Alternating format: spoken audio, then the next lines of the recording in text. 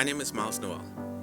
I don't necessarily know when this video would be viewed, so I can't say good morning, good afternoon, or good evening, but rather welcome. Ever since I was a kid, I always wanted to give a valedictory speech, so here I am. For those who may not know me, as I said before, I'm Miles Noel.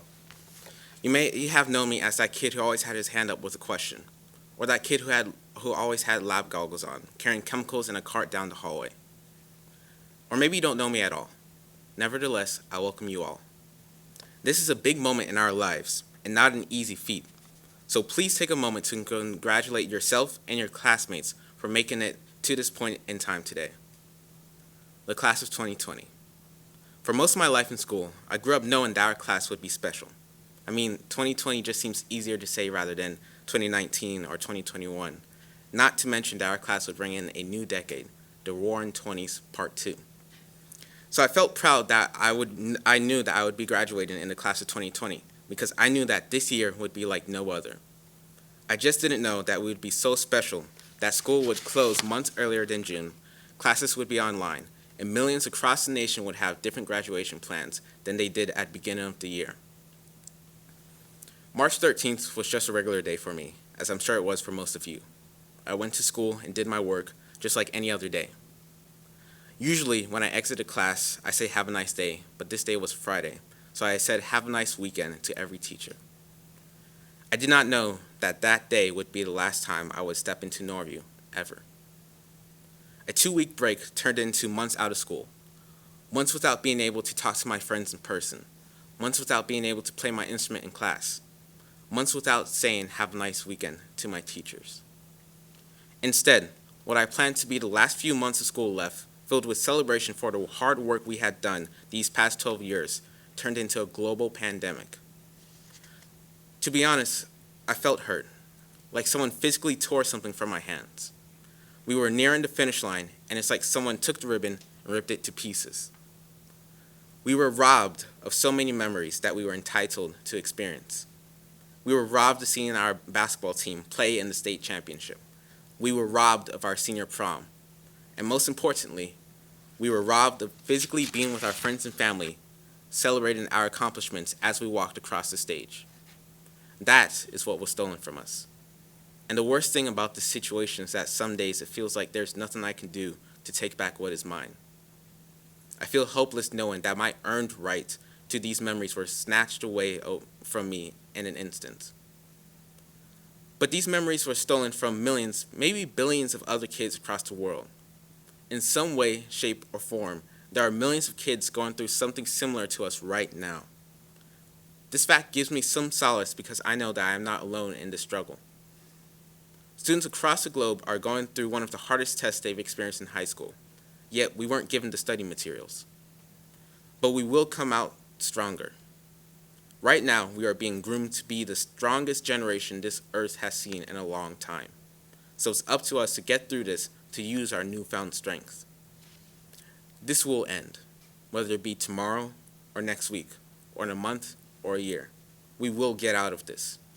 2020 most certainly did not turn out to be the year we planned on it being. To be honest, it's kind of sucked so far. But we have the ability to not let what's happened so far deter us from making 2020 our year again.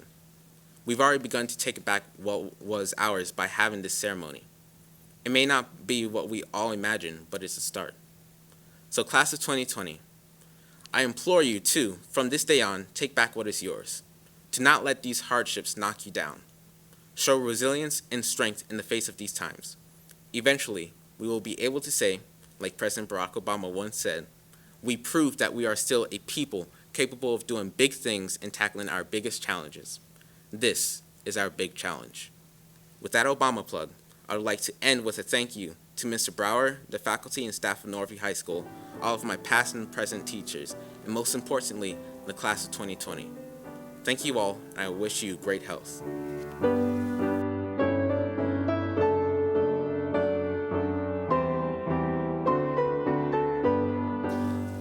Good evening, buenas tardes, and what's up, school board members, Dr. Birdsong, administrators, special guests, friends, families, teachers, and of course, the class of 2020. As Christine just stated, my name is Lachlan McClellan, and firstly, I would like to make a quick apology.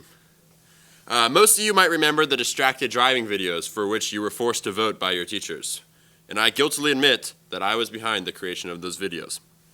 Second, up until the day that I signed the letter of intent for Norview, I had never intended on going there. I'm zoned for Maury, grew up going to private school, and all of my friends were going to Granby IB. So I applied for LCSC just to have my options open, and after getting in, my mom forced me to shadow. But all it took was one day for me to realize that Norview was where I belonged, and I have no regrets since. But why are we here? Not why am I speaking to you, but why are we participating in a Norview High School virtual graduation ceremony? A lot of us, including myself, did not grow up thinking this is where 18 years of our lives would culminate. In fact, a lot of the students here today grew up never knowing if they would make it this far. I was fortunate enough to make good friends in our school's ESL community through the soccer team, and they've told me their stories of how hard it was to get here and of how much this education means to them. But we do little to recognize these students that have been through the greatest hardships. So this is for them. A los estudiantes que vinieron de miles de kilómetros de distancia, de toda la gente aquí, se merecen este diploma más. Y a los amigos que me he hecho, me enseñaron que se puede superar cualquier cosa. Y nunca hay un desafío demasiado grande. Te recordaré para siempre. Our school's diversity is staggering. We have students that grew up in other countries, but we also have students that have lived across the street their entire lives. Every race, gender, and religion attends this school, making us the true Neapolitan ice cream of the Norfolk High School system. And never would I thought that I would end up in this position at a graduation in the Matrix. And I'm sure many of you feel the same, but regardless of where we came from, our paths have all intersected here in a Brady Bunch opening sequence. And though this is a time to celebrate those of us who are graduating, I think it is also important to remember those who are not. Lots of us know someone who was lost to gun violence, or someone who had to leave school or because their family's circumstances forced them to start working, someone who was lost in a car accident, or even someone who just couldn't take the stress of school anymore. 4 years ago, the class of 2020 was a lot bigger. We are the lucky ones. And there are infinite ways that life could play out, and we're lucky that ours have kept us on the path leading to this moment. But don't think of the ones we lost with remorse, but as a motivation to do something. We have the opportunity that they did not, and we cannot waste it. There are over 400 of us, so we better see over 400 news headlines, Heisman's trophies, Nobel Peace Prizes, Pulitzers, politicians, Netflix specials, you name it, we can do it. Already, we have classmates that are getting paid to go to MIT, gotten millions in scholarships, and we haven't even walked across we haven't even thrown our hats, we haven't even ended the Zoom call yet. And when we reach our potential and gain that level of success that all of us had the ability to achieve, we cannot forget where we came from.